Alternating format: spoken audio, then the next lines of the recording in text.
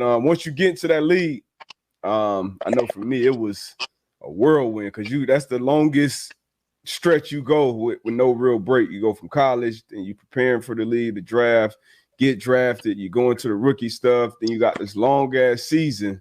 Like what was that? What was that like for you, man?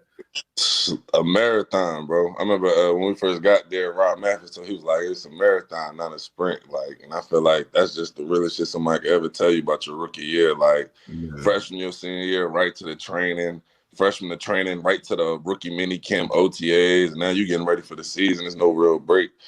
I feel like my rookie wall hit early though. Like, you know what I'm saying? I feel like my rookie wall hit me like week 4 or 5 or so. Like, I was just tired, bro. I was tired of being the first one. What's that like? Explain that to the people, because a lot of people would say that and throw that term around. And I feel like it may be different for everybody.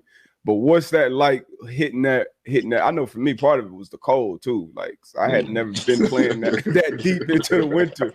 So that obviously don't bother you.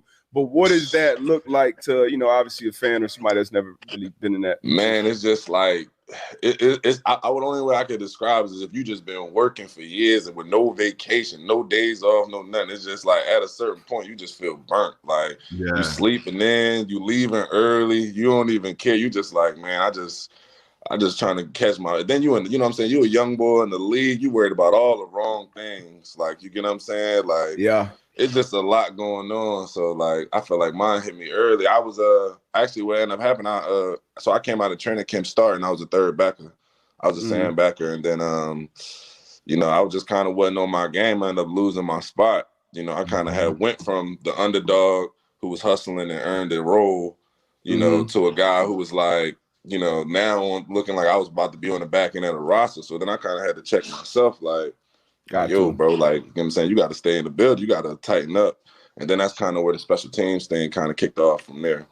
Shit, like talk about that though. Like, cause that's a real moment. You know what I mean? Where you starting and, like you said, like, you're not starting anymore. Like, I've seen a lot of guys, like, mentally, like, I can fuck them up. You know what I'm saying? Like, I could really put them in a bad situation where they can't really get out of it. And the only way they can get out of it is if it's just a new situation, a new team, or whatever the case may be. So just talk about, like, your mindset, when that happened. I mean, I feel like a lot of times, for me personally, like, I feel like one of my biggest strengths is just that I'm very self-aware. So, like, and I'm honest with myself. So I feel like, when it kind of happened, I had to kind of look myself in the mirror and think like, damn, are you preparing how you're supposed to prepare? Are you practicing how you're supposed to practice? When I watch the film between me and when I'm on the field and this guy on the field, if I'm not me, who do I really think is better? Like, you know what I'm saying? Who's actually playing better? And I mean, at that point, like, it ain't nothing you could do about it except change how you approaching yourself, your game moving forward. Like, you know what I'm saying? Like, if you're already in a situation where you may have already lost a spot, culture already made a decision, who playing, whatever. At that point, it's just about like, all right, well, are he winning right now? But shit, I gotta catch up. So if I'm gonna catch up, that means I gotta put more in.